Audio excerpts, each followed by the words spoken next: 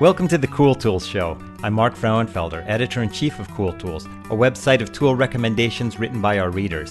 You can find us at cool-tools.org. I'm joined by my co-host, Kevin Kelly, founder of Cool Tools. Hey, Kevin. Hey, it's great to be here. In each episode of the Cool Tools Show, Kevin and I talk to a guest about some of his or her favorite uncommon and uncommonly good tools they think others should know about. Our guest this week is Mark Moffett, who did his doctorate under Harvard conservationist E.O. Wilson. In grad school, Mark figured out photography to document his ant research, leading to his first National Geographic article. He's a widely traveled tropical explorer who's currently studying the life and death of societies. Hey, Mark, how are you? Awesome. How are you doing, Mark? Great, thank you. So great to have you. Yeah, so good to hear your voice, Mark. I'm really looking forward to what kinds of neat tools you have for us. Hey, Kevin, I know you're loaded with neat tools, so I'll just try to compete as best as I can. No competition here. Just tell us what you love. Well, I mentioned a few things, and one of them I guess I'll go right into is fairly basic, and that is 5-minute epoxy and needle and thread. I carry those things with me everywhere. And I do it because I actually modify everything I buy or build. Everything I have has little modifications all over it. So even for cameras, I will immobilize any button that might cause me problems. Something you never use, you suddenly press and it screws up your photography.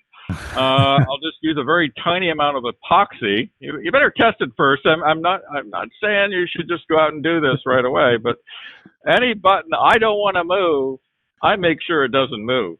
That's amazing. And 5-minute epoxy, getting into the tools itself, there's these versions where there's kind of two bottles. There's also a version where there's two little cylinders and one push rod that seems a little smaller. I'm just imagining you toting around, a pint of epoxy in your backpack. Do you have small versions of this? Do you have a particular brand that you like? Well, I really can't claim to be sure because I buy them in various places. I pick it up in Singapore or wherever I'm going. I travel a lot of spots. So I will just say, because it will probably cause me trouble with your listeners if I mention the wrong one, that they should test whatever they do themselves. But the little combined two cylinders that are together are easier to carry. And why epoxy versus not CA super glue? I carry a little tube of that, and for most purposes, that's probably maybe even better. I carry those two. I find that those kind of crack easily, so if your camera bounces against something else, that button will start moving again or something. So again, I'm not going to be too specific about brands, but I carry both and I play with both, and as for needle and, I'm always modifying my pants to, I put a zipper in the front pocket. You can get some nice things from Scotty vests or rail riders with zippers in the back pocket and passport zippers, but I put a zipper in the front pocket and a button below that. And I've had people try to get past that, when I've been on a crowded bus traveling somewhere, and they get past the zipper and they never get past the button. So I'm playing with stuff all over the place. My briefcase computer bag has got modified little crevices for all kinds of little things, and my wallet is always attached to my belt by a strap, camera strap, an old camera strap that I use, so I'm never losing my wallet. So all these little modifications are the story of my life. That's super smart. Do you have pictures anywhere of all your modified garments and bags and things like that? No, I can't give it. These are secrets. Everybody has to come up with their own. No, darn it. So the idea is and obviously do you have a couple little tools that you travel with as well, a screwdriver or Leatherman? What do you travel with, particularly in the days of the TSA and all that kind of security? What do you do for a knife? Do you buy one when you arrive or what? Oh, Swiss Army knives I've lost several of them over the years. I always forget. It's terrible. I always like the Explorer Swiss Army knife that has everything in it. It has a little magnifier, it has scissors, it has a leather reamer, all those things. But I've lost 2 or 3 of them. So, if I'm going on a big trip again, I'll pick one up. But what I particularly do now, I'm an entomologist. I'm looking for small creatures. So if anybody out there likes bugs and whatnot, you might appreciate this. I use a belt bag, an Arison Universal Organizer, a previous generation of the one they're selling now, but that's what it's called. And I have in there my waterproof notebook, a mechanical pencil, a Bausch and Lomb loop, high magnification 20x to look at all the tiny critters I want to. There's something called a Featherweight Forceps you can get so you can pick up bugs without bothering them.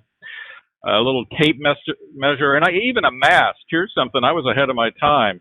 I've always make a mask to put over my face because I find that I'm studying army ants, and the army ants get really annoyed at you if you breathe on them.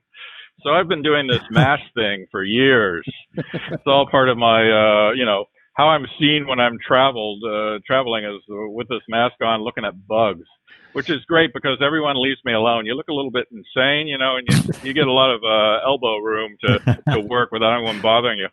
So the Universal Organizer, which is basically, this is something that you carry on your belt. It's for the belt people who carry the tools on their belt. The chief question I have about it is, does it fit in reading glasses? Can you put in a pair of glasses?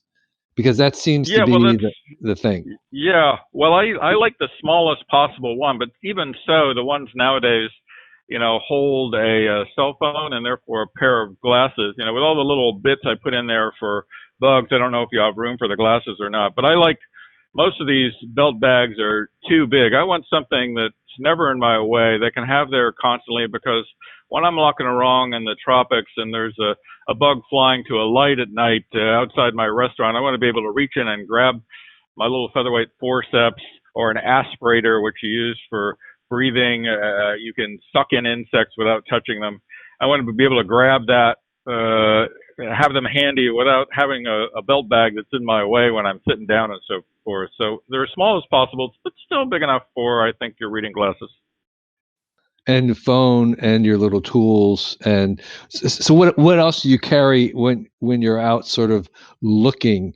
Are there anything else? What else do you put in this little organizer besides the ones you mentioned?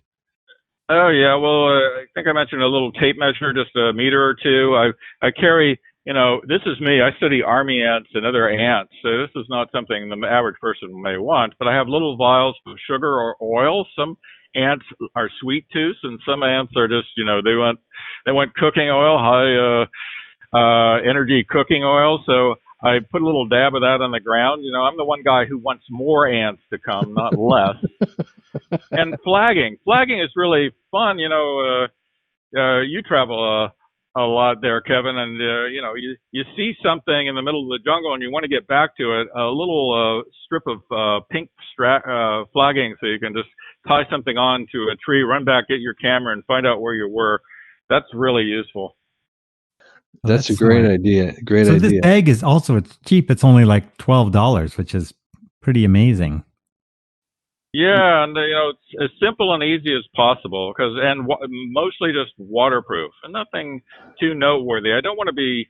I'm often traveling on the cheap. I don't like to make a big scene.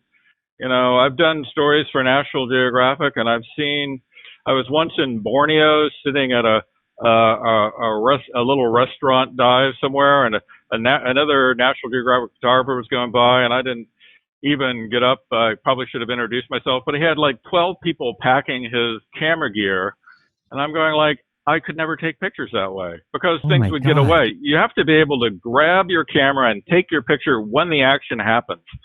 And so I strip things down, make them very simple. I'm not into a lot of gear, just good gear and things that work for me. And as I say, I modify them a lot to make them work. So speaking of great gear, you have on your list here the Canon macro Twinlight flash, which is, tell us about it. Well, I actually figured out how to take photographs of ants when I was in graduate school. So I became an expert on photographing small insects. And, that was in the 80s and before this particular flash was developed. So I actually put together something that ended up working a lot like this flash does. And I figured this out by trying to replicate studio lighting for a supermodel. If you look at a book on how to photograph a supermodel, you need light banks with a main light and a fill light and a hair light. And so you have to picture your ant, your little ant or little insect, your little beetle as Naomi Campbell, and ask how she's going to look. And if if Naomi Campbell was the size of an ant, your flashes have to be in really close, and they have to be diffuse. They can't be strong. So I developed the system with 2 flashes that I was able to attach to my camera with angle irons and on a pipe clamp. And those flashes were really cheap, and they would electrocute me all the time. But now Canon has come up with this macro Twinlight, and Nikon has their own version of it. And it's 2 little flashes that attach to the front of the lens, pretty much in the right spot for getting, their supermodel lighting. You have to make a few modifications of them. As I say, I modify everything. So what I would say, if I was going to advise folks, you always use the regular macro lens, that 50 or 60 millimeter. Canon 60 millimeter is their standard lens, pretty cheap, only like $300. And never the 100 millimeter macro, because that gets you too far away. You can't get the lights to have that big effect on your Naomi Campbell insect when the subject is that far away, even a few inches away. So, and you don't want a ring light, because that just makes things flat and bland. And it also, the ring light has, the part of the ring goes down below the flash, so it keeps you from getting low. And believe it or not, if you're photographing an ant, you got to get down to the level of an ant, which means even being an inch or 2 from the ground essentially means you're like several stories up tall in an ant-sized building looking down at the ant. You have to actually be down in the mud directly looking at the ant. So you have to be flat on with these 2 little flashes, and this macro Twinlight does it perfectly. Can you use the macro Twinlight for photographing other close-up things? Does it work if you were doing, I don't know, jewelry or mushrooms or miniature things that you make? Yeah, anything below what you call life size, an inch or so. So beetles, smaller insects. Once you get a little bit bigger than that, you have to get the flash a little bit farther out, away from the axis of the lens. And you can buy a little modification of that, a little extension arm to put the flash out an inch or 2. But all these things should be attached to your camera, because the point is, too many people, when they're trying to photograph flowers, small flowers or other things, are assembling all this stuff, or they have stuff that extends out in all these awkward directions. And my goal to do National Geographic stories or other behavior is to be able to grab the camera, fling it around, and photograph the action as it happens. You shouldn't have to pause. That means you shouldn't have to assemble everything. Everything is put together. The studio is built into your lens with this particular flash unit. The only thing you can add to it is a hair light, that glow that gets the supermodel's hair looking so great, which means a little flash from behind. And I get a little tiny flash, the cheapest one possible, with a little flash sink on it that I can just hand hold behind. I just throw it behind with my hand and get a little light on and make those ants look glamorous, or beetles, or small butterflies, or even larger butterflies if you do it right. All these things are great for flowers and insects. The only reason to use a ring light is when you want something to look as flat as possible, to take out the dimensions. So usually, like, if you're collecting stamps, you want that. But everything else, including jewelry and so forth, you're going to get better pictures using these little double flashes. That's really cool. Okay. So here's you have another tool suggested for us, also related to travel. It's actually one that I own, because I'm there with you. It's this portable clothesline. What do you call it? Well, the brand I had was Flexoline, and these are great because it takes up no space, and as I say, I'm very efficient with space. You just pull it across the shower or across the space in your room, and I'm one for washing clothes in the sink. I was a graduate student, spent months in India for part of my trip, and I would just go down to the river and do what all the people do in the river and take my underwear and everything else and slam it against a rock with a whipping snap. And it would like echo through the valley, cleaning your clothes that way. But it really does clean your clothes pretty fast. And so, in some of the places we go, Kevin, you're not going to find a laundromat or someone to clean things for you. So I would just, I do a couple pieces of laundry at night. And this particular Flexo line is made out of, it's like a twirled rubber band. So you don't need any clothespins.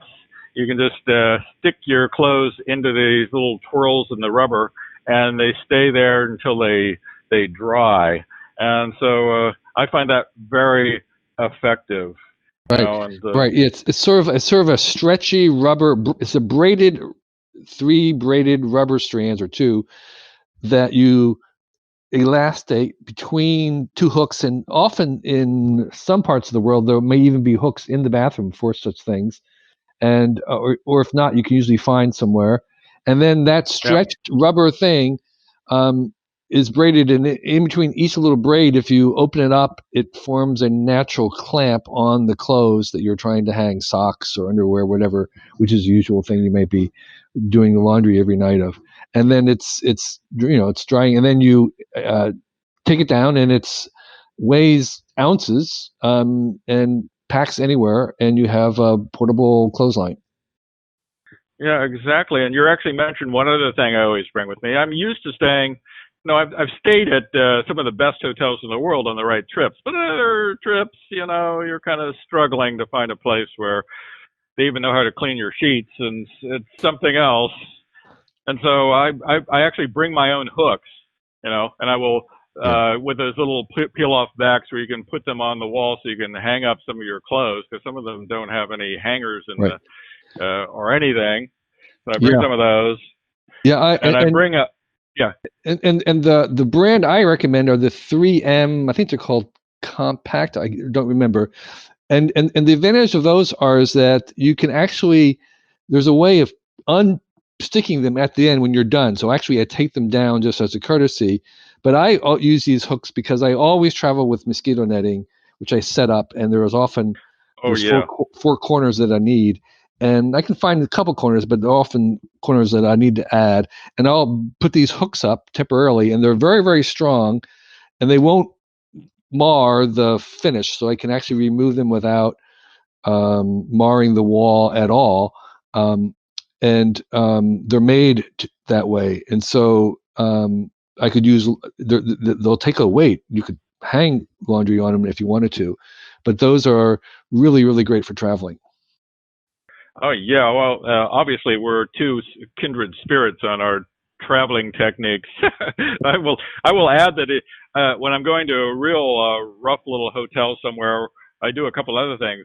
I buy a desk lamp because it's really annoying to be in a hotel where you have to get up in the dark to turn off the ceiling light. And besides the ceiling light, in some places, in the remote spots can be like a 10-watt bulb, so you can't even read by it. So I'll get a cheap desk lamp somewhere. Another thing at a little store in town or something. Yeah, everyone usually has those, so it's no point in usually buying one, though in advance. I mean, but yeah.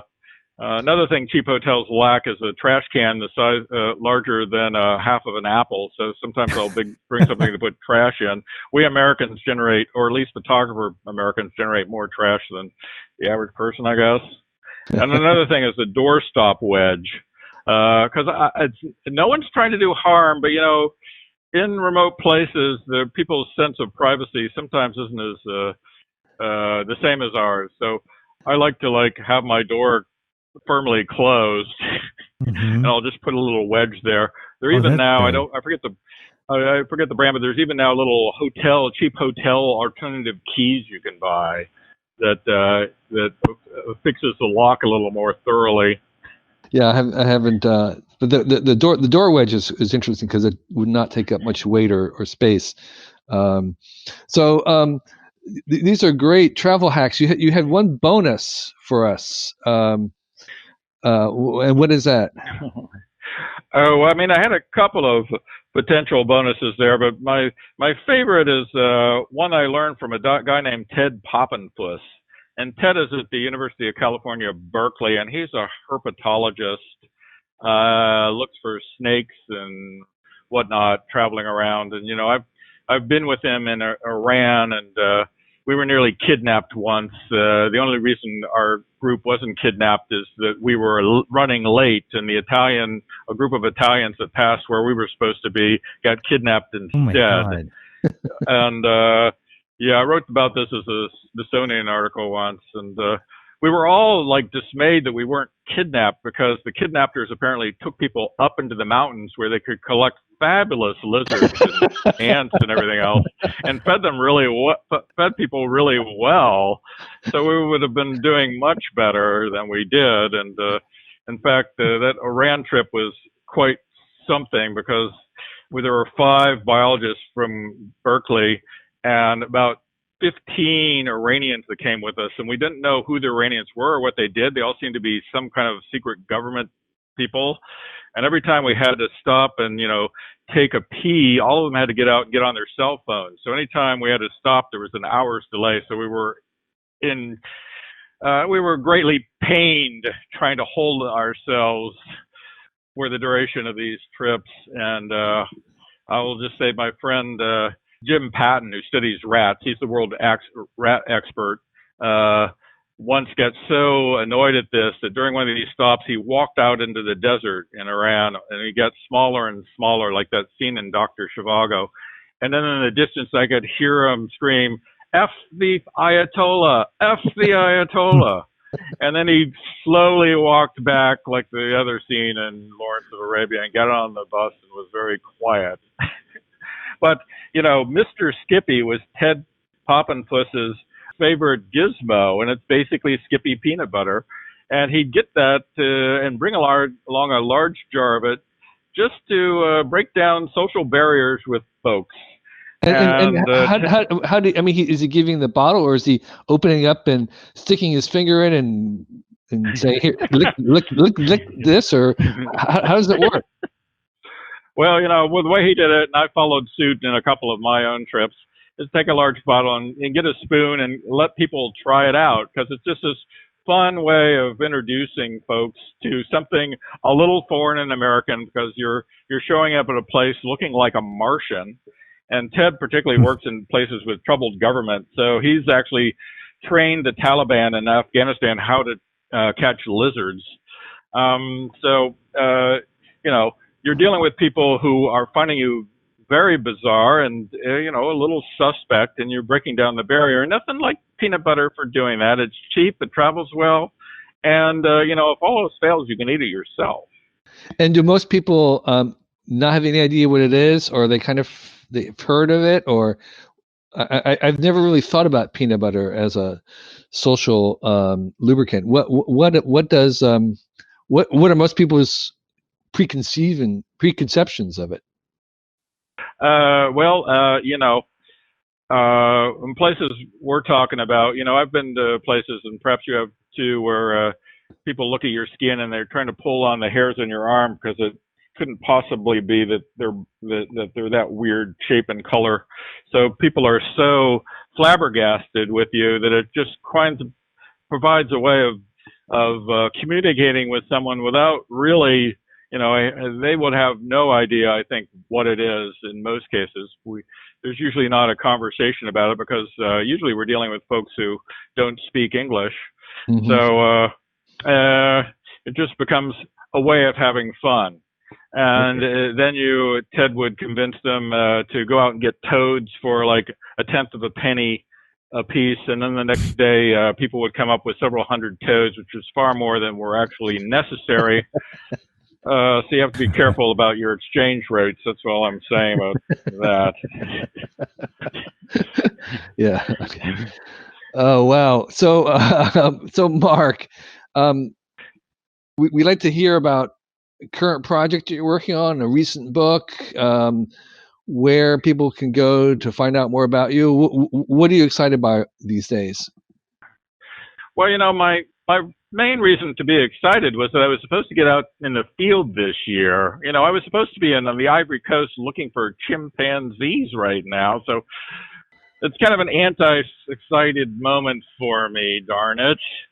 Here I am in front of my computer because I've been in front of the computer now for about 6 or 7 years, writing a book on societies and looking at societies across different species and how societies function and how they stay together over the time and what causes them to break apart when they do fall apart. So I have actually been, I'm an expert on ants, and but I've looked now across different animals and in humans to how societies actually function and work, and there are actually surprising parallels going on. And my basic view is that societies are about identity, how in-groups and out-group form, even in animals. So Jane Goodall famously was looking at chimpanzees in Gombe early on, and everything seemed all hunky-dory, and everyone was basically getting along. There were some struggles among the top males, but that's kind of normal. And then one year, they suddenly started killing each other. And it turned out her particular society or community of chimpanzees had split into two, and friends have become foreigners. And it's kind of parallel to what we see in humans when we no longer feel that we're belonging to the same group. And it's the kind of stress that humans experience, and we're experiencing in different parts of the world now. And it has its parallels in animals that have never been looked at. So I'm a funny guy. I don't like to be serious, but I'm now dealing with this serious subject. And this is all in your book, The Human Swarm, which is now available. We'll have a link to that. I think it's a great book. I've read it.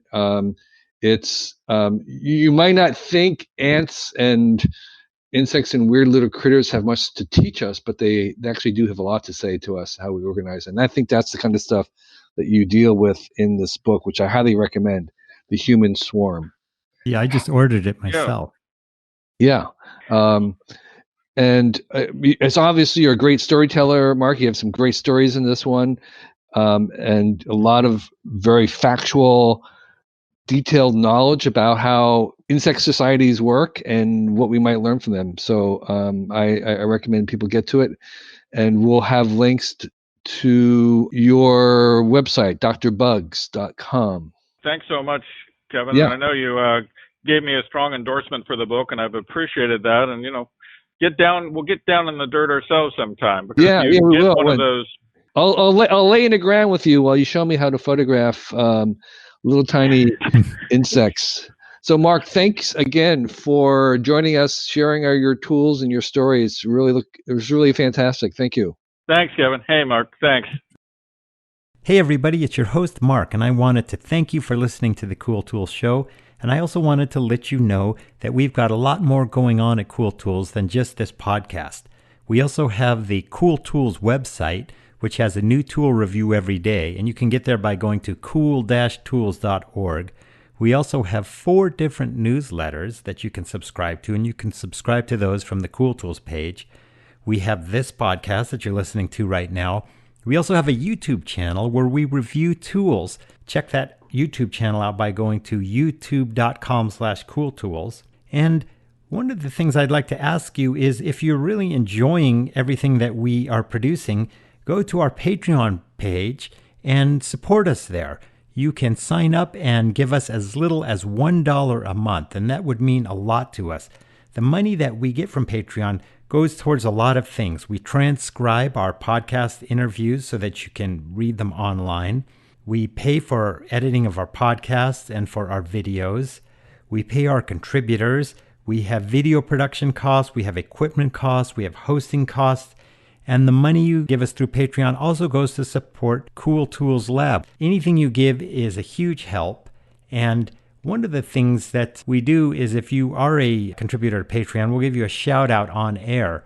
And so I have a few people here to thank this week. Mark Lyanaj, Micah Gates, Monty Zukowski, Patrick James McNally, Robert Cohen, Scott, Spence Lloyd, Steve Avery, Steve Golden, Steve Levine, Tom Hess, William Phillips, Aaron Nipper, Durab Patel, Glenn Mercer, Jay Walker, Jeff Bonner, Ryan Jarrell, Pat Daly, Patrick Kennedy, Troy Wallet, Mike Camerate, Nicole Harkin, Tim Youssef, Scott Reed. Thanks all of you for supporting Cool Tools.